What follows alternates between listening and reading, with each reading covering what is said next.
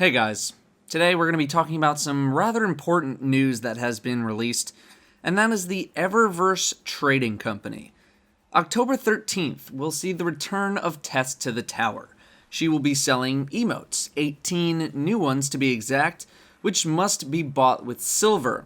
Silver is a new currency coming to Destiny that is bought with real money. This is the introduction of microtransactions into Destiny. Bungie will be announcing the pricing details of silver and the emotes on the 13th. However, I don't have a problem with talking about this right now because I'm sure that the pricing is going to be an afterthought for most people. That being said, all players will be getting a little bit of silver for free so that you can go buy an emote or two if you want to, so that's nice. Before we go any further, the trading company name does not mean trading is coming to Destiny. It's not. Here's my deal. I have never had a problem with cosmetic microtransactions in games, ever. I've bought League of Legends skins, I've bought World of Warcraft items, I've been there. Unfortunately, because I do YouTube content for a game that now has microtransactions, everyone is going to think I'm a shill for saying that, so there's no winning for me, so take that however you want.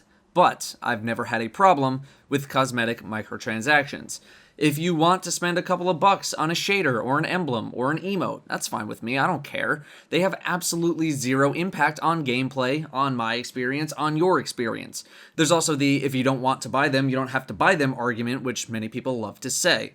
Flipping to the other side of the argument, a lot of people will now mention the slippery slope argument. Yes, Datto, we start with shaders, emblems, emotes, but who is to say that they won't introduce materials, armor, or weapons in the future?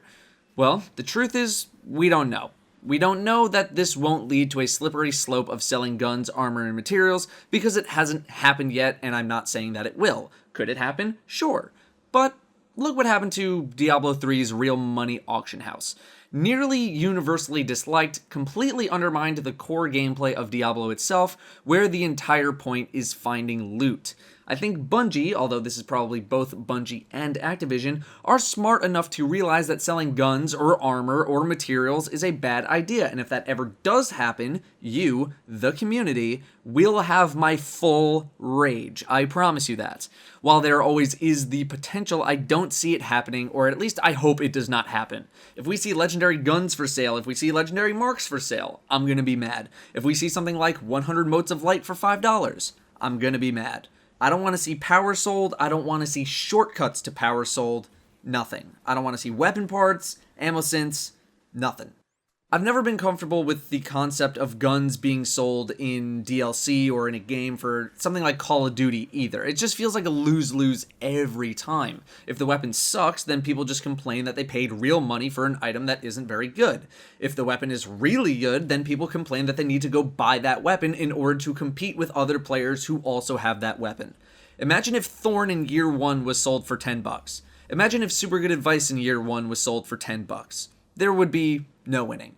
You might say now, but Datto, what about the exotic class items that came with the Taken King? What about the pre-order weapons? And to an extent, I can see that as buying power, at least with the class items. You could level up faster, level your subclass faster. On the other hand, the items had a very limited lifespan. Once you were done leveling your subclass, the thing became useless, although some people viewed that as a problem all of its own.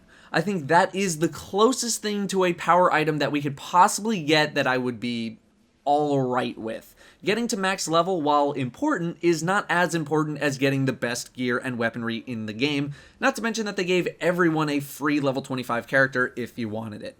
The pre-order weapons technically don't cost you any money and are designed as starter weapons, which very quickly became obsolete. I never really had a problem with those weapons because they were never a threat. If we see good exotic weapons that are able to be used in current content, or any class of gun, it doesn't matter the rarity, we are gonna have problems. What about old weapons that aren't useful anymore? What if something like Thorn was sold now? Yeah, I'd still have a problem with that because certain weapons are still useful in PvP, Thorn being one of them. What if that weapon becomes unlocked as a year 2 or 3 weapon down the road? Then it would almost be like buying an exotic. There is the other side for weapons that are bad or whatever, but they could be buffed in the future, you never know. On top of all of this, Kotaku posted an announcement that according to their sources, Destiny is getting a change with regards to how DLC and future content may be handled. Before I go forward, I'm not saying that this is not true, but it has not been confirmed as true by Bungie or Activision, so do not take the following as absolute fact. But Kotaku reports, quote, rather than sell big expansion packs like they did last year, Bungie is planning on giving out quests and missions for free, sources say. This will likely involve big drops every few months until the fall of 2016, but could also include trickles of smaller stuff throughout the year, end quote.